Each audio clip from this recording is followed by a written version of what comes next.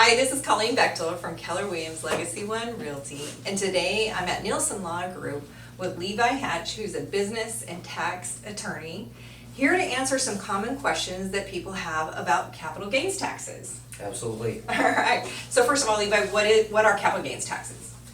Gains taxes are taxes that are due when we sell an asset that has appreciated in value. And here in the U.S., we recognize those taxes, again, when we sell an asset.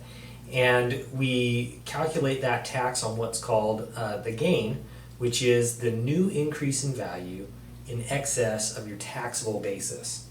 And so we deduct out things like cost of sale, real estate commission or title fees, all those types of things. And then we compare that net amount against the taxpayer's basis in the property. The basis is? The basis is the amount that they've invested into the property with after-tax money.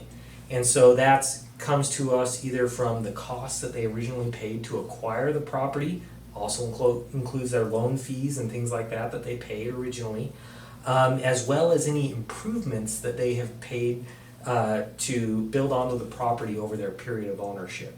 And that can come either whether it's a personal residence or whether it's a rental. When you improve your real property, that increases your tax basis. Okay, I got it. All right, Yeah. So let me ask you, so we've had some unusually high appreciation rates over the last couple of years. So many homeowners have a lot of equity in their homes, so they have the gain. When are homeowners subject to capital gains taxes, or are they? Yeah, great question. I mean, the default rule is you're always subject to taxes when you sell. Okay. And the big question is, how much do you owe? Okay. The good news is that we do have a system in the U.S. that allows homeowners to exclude a large portion of the proceeds from the sale of their home from their tax base. And we call that the personal residence capital gain exclusion. Okay. So the very general rule is that as long as you've owned the home for at least 2 years and you've utilized it as your primary residence or your main home for at least 2 out of the last 5 years, then a single filer can exclude up to $250,000 of gain, or a married couple filing jointly, they can exclude up to $500,000 of gain from their taxes. And so it's like you never saw that money, it's completely excluded from your tax calculations. Which is one of the many benefits of homeownership, right? Right. It's a way to build wealth and protect it. So, Right. And that exclusion renews every 2 years. okay. So as long as you haven't claimed that exclusion in the last 2 years, if you meet those qualifying criteria now, you can claim it again. Okay. So let's talk about someone who hasn't owned the home for 2 years yet, and Yes. they need to sell. Will they be subject to the capital gains taxes? So again, we're always subject to taxes. It's just a question of how much do I owe. And there Okay. is a partial exclusion available to somebody who sells their home when they don't meet that 2-year test. Okay. You have to think that these exclusions are mainly based around circumstances that were unforeseen at the time that you bought the house. So there are Okay. new things that come up that explain why you need to sell now and you can't wait 2 years, right? Okay. So the big ones, we'll write them on the board here. Okay. So number one, sorry, I'm doing that here. You have your job. And the big rule here is 50 miles. So if you change your job, or your job requires you to move and relocate, and your new place of work is at least more than 50 miles distant from your old place of work, then you can qualify for a partial exclusion. Okay. And those partial exclusions are pro rata. Like, let's say that we've lived in the home for 18 months. We Okay. haven't met the full 24 months for the exclusion. That means we would get 3/4 of the total possible exclusion. So it's the on that. 6 months left is where the taxable, what would be taxable? I got it wrong. See, this I'll is say it this way. okay. So let's say that it's easy for me to do with halves, so I'll do it that way. Let's say you've lived in the property for 12 months. You need to sell. Okay. Your normal exclusion would have been $250,000 under the tax law. So now you get an exclusion of $125,000. All right. I So got it's it. not about Thank you. how much you actually gained, it's about how much of the exclusion you're allowed to claim Got it. via your period of All right. ownership. Thanks for clearing that up. All right. Second one that we're going to talk about, we're going to say this is family circumstances. Okay? So your wife come home, she says, "Congratulations, we're having twins." All right. Well, the tax code says, well, that means you need a lot more space than you did previously. Yeah. So giving birth to twins, absolutely a reason to sell your house and claim a personal or a partial exclusion. Other changes in circumstances like divorce, Okay. or if we have like an adult parent with a disability or something that needs to move in with you that you can then care for. All those So cha- household is growing or shrinking based on some unforeseen circumstances? Would that Yes. be a good Absolutely. way to say it? Okay. We could have said also up here with the job, sometimes unforeseen economic circumstances can Okay. come into play. I lost my job. I'm Okay. not eligible for unemployment.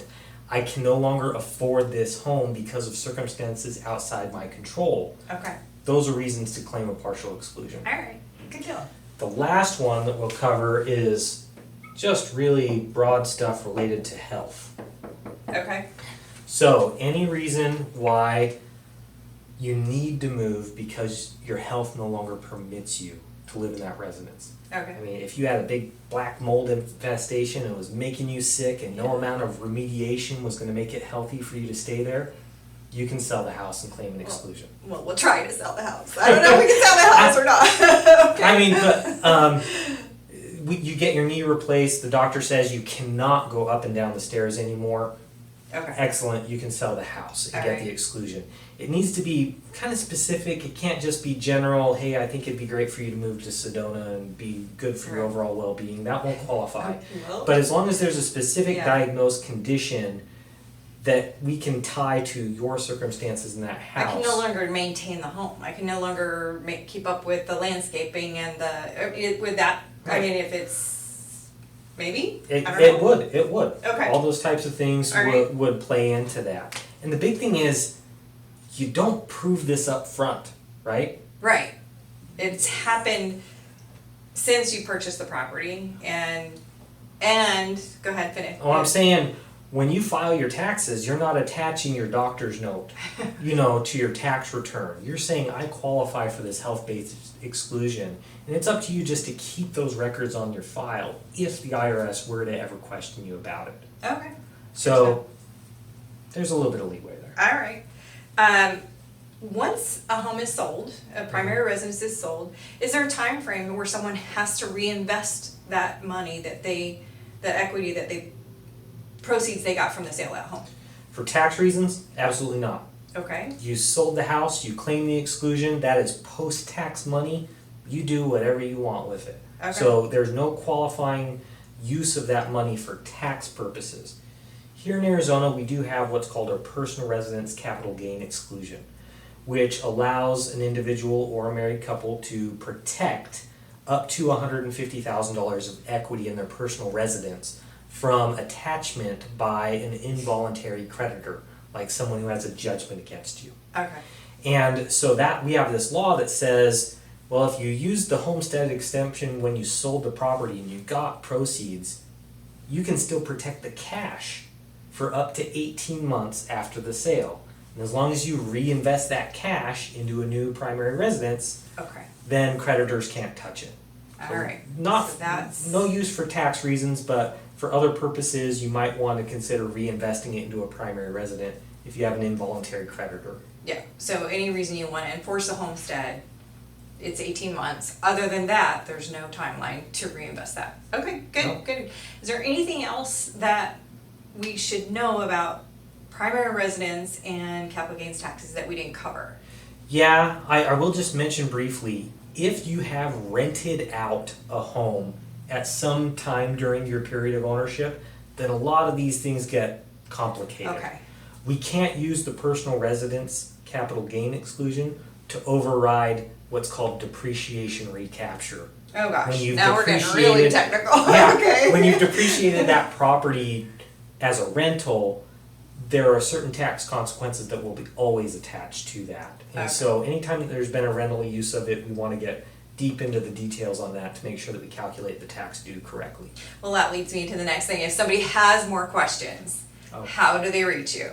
Oh yeah, absolutely. Just let us know. Our office number is 480-888-7111. We offer a complimentary consultation to anybody just to help them understand their position so they can make good decisions and to see whether there are any services that we can provide to help them out. Right, because everybody's situation is unique. And so these are some really just very general guidelines. If you need more information, certainly reach out to Levi or anybody here at the Nielsen Law Group. And if you have questions or other comments, put them in the comments below. And if you're interested in selling your property, reach out to Keller Williams Legacy One Realty. Thank you. Thanks. Thank you.